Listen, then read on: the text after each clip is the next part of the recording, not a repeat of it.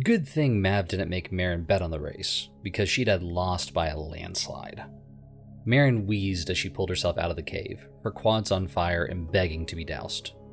Mav began squeezing through an opening at the end of the long winding tunnel, following the monkey titan. Marin slowed to a walk, then brushed her fingers against the wall. In Mav's flickering firelight, and at the feeling of the grooves on her fingers, Marin recognized the same chimera symbols on the wall that she'd found earlier that day. Either they descended an identical cave to the one she found earlier, or she'd actually found the entrance to what could have been a chimera village so long ago and hadn't realized it. Marin so badly wanted to document the language, but they'd rushed up the cave for a reason, and sadly, that had nothing to do with linguistic scholarship. Marin followed Mav's receding light as he ascended the rock. He soon stood atop the large rock cluster which blocked the hole leading to the cave from view, staring into the distance. The monkey titan, sitting on a lower rock, looked worse than Marin felt. His breathing was shallow, his body glistening. Marin placed her hand on the back of its head. Slowly, the titan placed its hand on her head. He was fine, just needed to rest. Marin expanded her canteen and drew a large draught. Then the land rumbled. Distant sounds of crumbling structures and howling winds echoed through the trees. "The campground," Mav said, peering over the treetops from his vantage. "Lights are going out over there." Marin took another swig, then shrunk her canteen. Muscles crying for respite, she hopped from the rocks. "Then let's go." The dash to the campsite had been much shorter than the long haul up the narrow cave, and blessedly had been mostly downhill. It only took a few more minutes to reach the campsite, where chaos reigned. Large chunks of the land flung skywards, dragging vehicles with them, which then plummeted onto various buildings. Winds whipped and the bird titan swooped down, aiming for a spot a short distance from the camp, where a large mass twisted and twirled in the moonlight. "They're evacuating people," Marin breathed, pointing to the mass, which was dozens of people fleeing the campsite. A bright flame lit Mav's shoulder. "I'll save him," and he was off. "Guess that leaves the camp for me," Marin muttered as a building collapsed. Violent gales nearly snuffed out Mav's flame.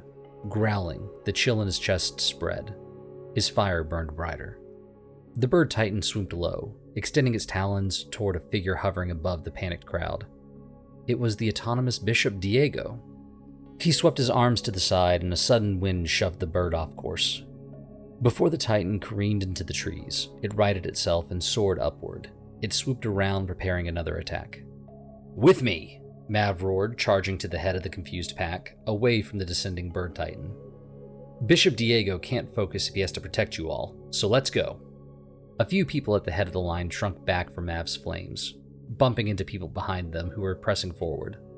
"I'm a friend," Mav said, smiling, "and I'll get you out of here. Tell the people behind you to follow the flame." Core growing colder, Mav formed a pillar of fire from his shoulders. With one last encouraging smile, he turned and darting away from the camp, the many sounds of hurried footsteps sounding behind him. Maybe Mav should be here instead.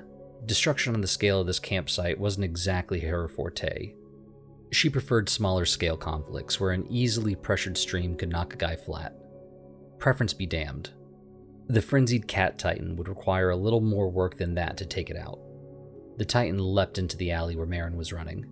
It growled and slammed its front paws down. The alley rose up and charged forward like a wave. Marin squatted, prepared to vault into a side street, when the supporter Bishop Jada charged from behind wearing a thick nightgown and slammed her hands onto the undulating street. It slowed, pushing her back with her feet sliding along the road, then stopped. "Civilians," Jada said, shoving the street back down. Sweat shimmered on her dark skin, which quivered. Back down the block. Couldn't escape with the rest. Marin nodded, turning from the cat, which bounded toward them. Jada grunted from behind. Then the world shook again. A tiny scream caught her attention. Not 50 feet from the raging titan, two little girls huddled inside a building. The roof cracked and then began to fall.